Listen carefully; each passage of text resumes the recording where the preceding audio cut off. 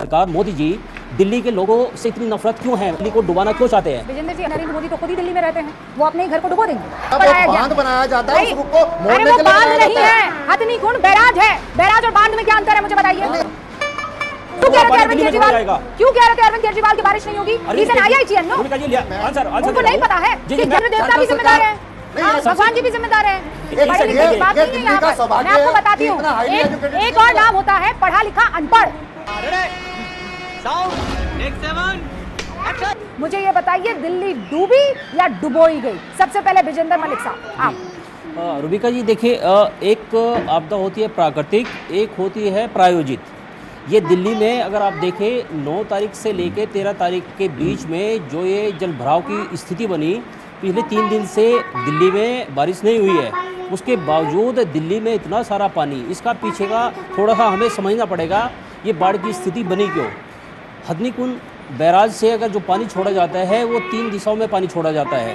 दिल्ली के लिए यमुना में, हरियाणा के लिए एक कैनाल से, और उत्तर प्रदेश के लिए। अगर 9 तारीख से 13 तारीख के बीच का वहाँ पे पानी जो छोड़ने का परसेंटेज है पूरा कम्प्लीटली दिल्ली की तरफ छोड़ा गया, तो ये भारतीय जनता पार्टी, केंद्र सरकार, मोदी जी दिल्ली के लोगों से इतनी नफरत क्यों है? दिल्ली के लोगों ने उनको 7 सांसद दिए हैं। अगर MCD उनसे छीन के अगर आम आदमी पार्टी को दिल्ली में दी है, तो इतनी नफरत वो दिल्ली को डुबाना क्यों चाहते हैं? विजेंद्र जी, अपने इससे घर से पहले कौन नफरत करता है? प्रधानमंत्री नरेंद्र मोदी तो खुद ही दिल्ली में रहते हैं, वो अपने ही घर को डुबो देंगे। यही तो अफसोस, यही तो अफसोस की जिम्मेदाराना बयान आप कैसे दे सकते हैं? यही तो अफसोस की बात है। अगर हथनी कुंड, अगर ऑथेंटिक डॉक्यूमेंट, हथनी कुंड बैराज के बारे में मुझे पता था आप यही बात करेंगे। ये आपका जो विक्टिम कार्ड है, ये हमेशा आपके सारी जेब में रहता है, ऊपर की 2 जेब में, आगे की 2 जेब में, पीछे की 2 जेब में, कुल मिलाकर 6 विक्टिम कार्ड आप लेकर घूमते हैं। मुझे ये बताइए, अगर हरियाणा की तरफ से हथनी कुंड बैराज में पानी ज्यादा जोड़ा जा रहा है, तो ये पहली दफा तो नहीं हो रहा है। अब मैं आपको बताता हूँ, ये बीजेपी की प्रायोजित बाढ़ है।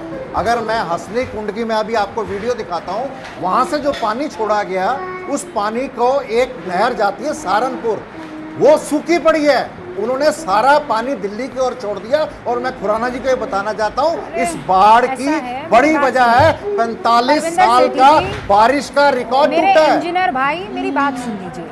हर पानी के बहाव का एक रुख होता है। आप लोगों को ये क्या पाठ पढ़ाया गया? बांध बनाया जाता है, उस रुख को मोड़ने के लिए बांध बनाया नहीं जाता है, हथनी कुंड बैराज है। बैराज और बांध में क्या अंतर है मुझे बताइए।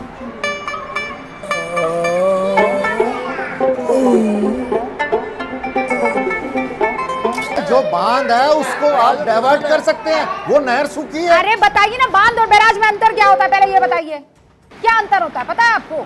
नहीं, मैं आपको बता रहा हूँ, जो पानी छोड़ा गया, आपको मत बताइए, आप आम आदमी पार्टी को बताइए। बैराज और कैनाल में अंतर क्या होता है? बैराज और बांध में अंतर क्या होता है? आपको ये नहीं पता है? कह रहे हैं कि प्रायोजित है। देखिए, गजब बेइज्जती। विजेंद्र जी बताइए मुझे, क्या अंतर होता है? बैराज और बांध में क्या अंतर होता है बताइए आप दोनों। बैराज और बांध का दोनों का एक कॉमन वर्क होता है कि बाढ़ से जो पानी बहुत ज़्यादा कहीं रिहायश इलाके में ना जाके उस पानी को इकट्ठा करके नियंत्रित तरीके से उसको नहरों में, यमुना में छोड़ा जाए।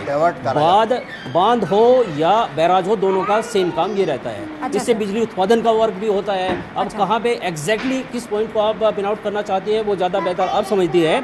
लेकिन क्वेश्चन ये है कि दिल्ली डूबी क्यों है? मोदी जी को, भारतीय जनता पार्टी को, केंद्र की सरकार को दिल्ली की जनता से इतनी नफरत क्यों है? नहीं, दोनों का, फिर नफरत पर आगे पहले आप मुझे ये बताइए ना, अगर दोनों का काम एक है, तो एक बांध और दूसरा बैराज क्यों कहलाता है? नहीं, क्वेश्चन ये है कि बांध और बैराज क्यों कहलाता है, कि ये क्वेश्चन ये है कि दिल्ली डूबी क्यों।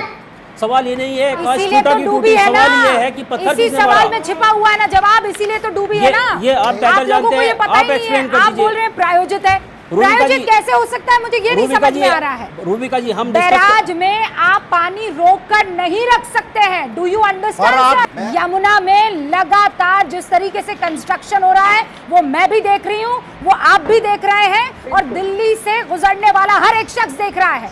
मैं जानती हूँ कि यमुना के वो पेटे के कितना दूर रेजिडेंशियल एरिया हुआ करता था। अब तो ऐसे लगता है कि DND पर बन जाएंगे मकान।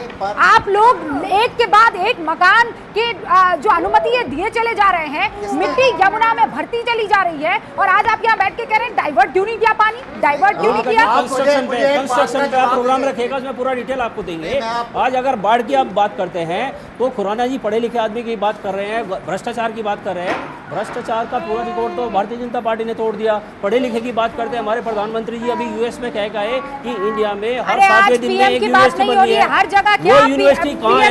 अगर हर 7 दिन में एक यूनिवर्सिटी बने तो इंडिया में 521 यूनिवर्सिटी बनेगी 10 साल में। मत कीजिए ना, वो यूनिवर्सिटी कहाँ है? ये बताइए आपने क्या हर स्ट्रैटेजी 3 दिन अपनाई? में हर 3 दिन में अटल विजेंद्र ट्रिंकलिंग जी, लैब बन रही है, वो कहाँ है पता नहीं। Please tell me one thing, 10 तारीख को क्यों अरविंद केजरीवाल कह रहे थे कि दिल्ली में बाढ़ नहीं आएगी, जबकि उत्तराखंड में और हिमाचल प्रदेश में बारिश हो रही थी, इतनी बारिश हो रही थी कि 12 जिलों में उनको भाजपा के सबसे ज्यादा पानी वहां पर बरसा है। क्यों कह रहे थे अरविंद केजरीवाल?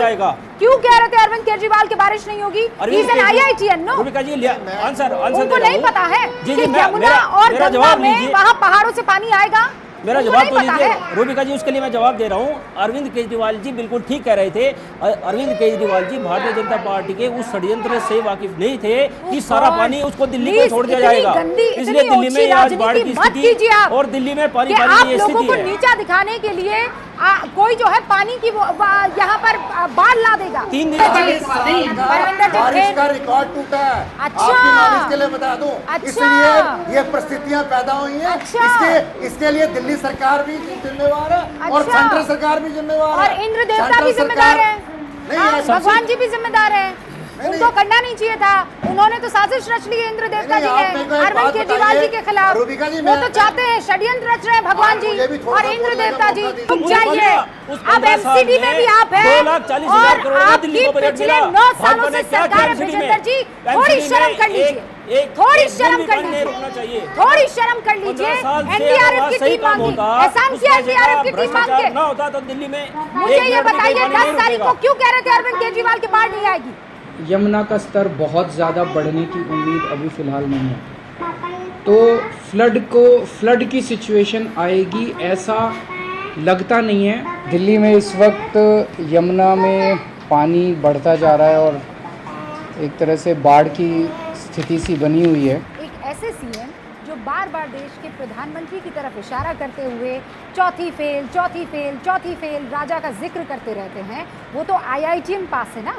हाँ, और वो जो ये कहते हैं कि 10 जुलाई को कि बाढ़ नहीं आएगी, तो बताइए बेहतर कौन? बेहतर कौन? आप ये कहना चाह रहे हैं कि एक पढ़ा लिखा जो पॉलिटिशियन नहीं होना चाहिए, अनपढ़ होना चाहिए। ना ना ना ना हमारे ये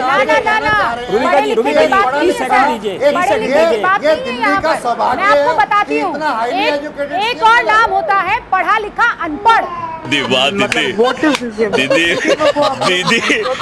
एक और नाम होता है पढ़ा लिखा अनपढ़। हो ही नहीं सकता। मुझे आपको बताने की जरूरत नहीं है कि वो पढ़ा लिखा अनपढ़ का माने क्या होता है। आप कह रहे हैं हमारे यहाँ पर बहुत से बुजुर्ग हैं सर, हमारे यहाँ बहुत से बुजुर्ग हैं सर जिनको जो अंगूठा टेक है, लेकिन बादलों की ओर देखकर पता लगा देते हैं कि बारिश होने वाली है।